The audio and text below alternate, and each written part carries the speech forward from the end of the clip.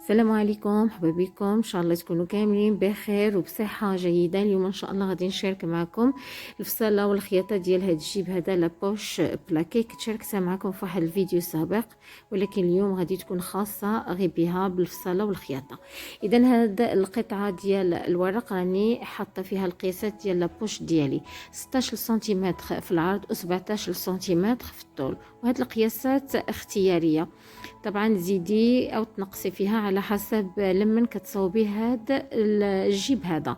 اذا بالنسبه لهاد المونطو البنيته ديالي لا تاي اكس ال اختاريت لي هاد القياسات. طبعا من الجوانب غادي نخلي 1 سنتيمتر، ومن الاعلى ديال الجيب ديالي غادي نخلي 4 سنتيمتر باش ندير هاد التنيه هادي. هذا راه غير باش كنوريكم الفصله. طبعا ملي غادي تكوني تخدمي راكي غديري لها السورجي وغادي تقديها اكثر.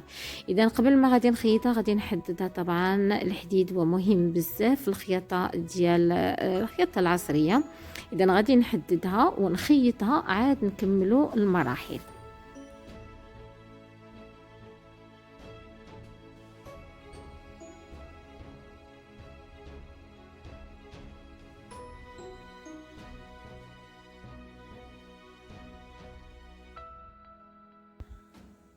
اذا من بعد ما ساليت الحديد ديالي وخيطت ديك 4 سنتيمتر اللي كنت خليتها، اذا دابا غادي نجي واحد المرحله اللي غادي تساعدني في الخياطه، هو انني غادي نتني باستعمال الحديد ديالي. باش غادي ناخذ ديك 1 سنتيمتر اللي كنت خليتها، غادي نتني بهذا الشكل هذا وندوز عليها في الجوانب كامله. نثبتها مزيان بالحديد باش نوجدها للخياطه. اذا غادي نبقى دابا هكا معها حتى كنقاد الثوب مزيان. هادشي كلشو كيف قلت لكم باش تساعدنا في الخياطه.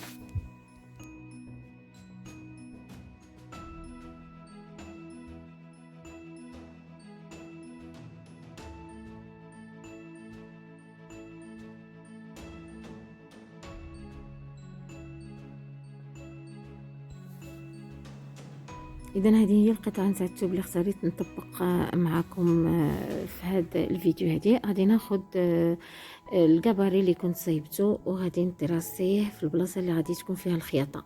طبعا الا بغيتو تشوفوا التطبيق ديالها على المونطو غادي نخلي لكم الفيديو ديال المونطو ديال الخياطه ديالو في صندوق الوصف باش تشوفوا كيفاش كندير باش كنحط المونطو بواحد الطريقه اللي غادي نحافظ على القياسات باش ما تجيش جهه مفوته على جهه. اذا في المونطو ولا فين غادي ولا اون فيست ولا فين غتصاوبي هذا الجيب هذا كتتراسيه هادشي كلشو باش كتسهل عليك العمليه. اذا هذا التراساج هو القياس الاصلي نتاع الجيب ديالنا. ديك التنيه اللي كنت نيتها نتاع 1 سنتيمتر باستعمال الحديد هي اللي غادي تسهل عليا الخدمه. هذا الجانب هذا هو واحد المربع اللي غادي نرسم القطر ديالو، وديك الساعات غادي ندير داك الميلان باش كيجيني مضبوط. اذا هنايا غادي نوجد الجيب ديالي للخياطه. غادي نثبتو بالفناتي على الرسمه اللي رسمتها. هاد الجوانب هادو غادي نزولهم بالمقص باش حيت ديك الثوب شويه غليظ باش ما كيجيش مديرونجي في الخياطه وتتكون ديك البلاصه قويه بزاف.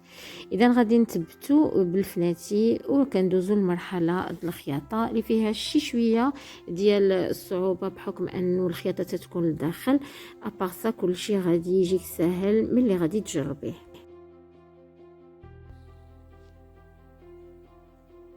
اذا هنا غادي تجي المرحله الاخيره اللي هي ديال الخياطه. غادي ناخذ واحد الخيط اللون ديالو مغاير تاع الثوب اللي كنخدم به. هنا اختاريت اللون الاسود. غادي ندوز على مليمتر من جانب الجيب ديالي. غادي ندوز على الدوره نتاع الجيب كامل بالخياطه بهذا الشكل هذا.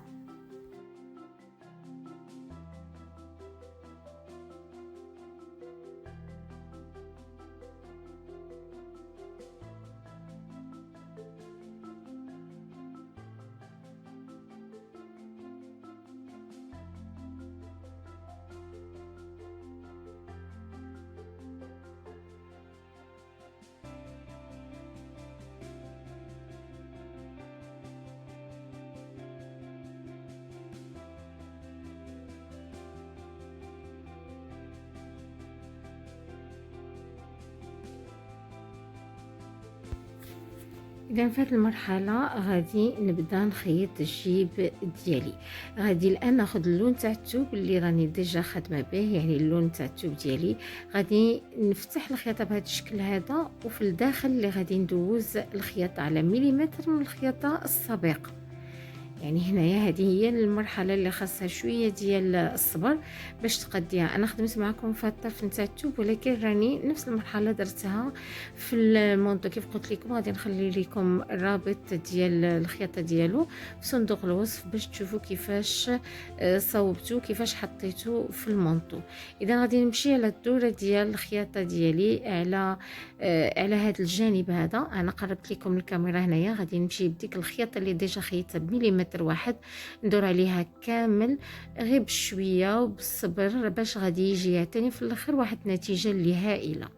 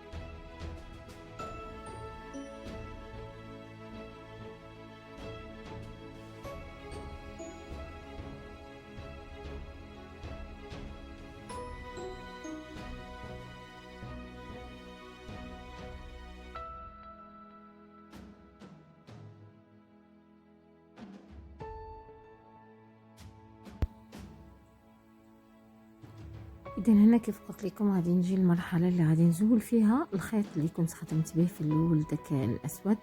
غادي ندوز عليه كله على الدوره الاولى اللي خدمت فيها في البدايه. غادي نزول داك الخيط اللي كنت خدمت به. داكشي علاش كنخدموا بواحد اللون مغاير باش يسهل علينا باش نزولوه.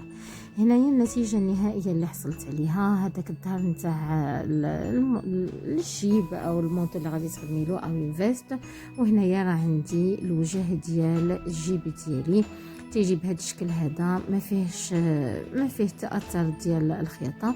كتعاودي له بالبريسه. تقدري تدخلي الكاباري فيه لداخل، راني وريتها في لا فيديو نتاع المونطو باش كتقديه.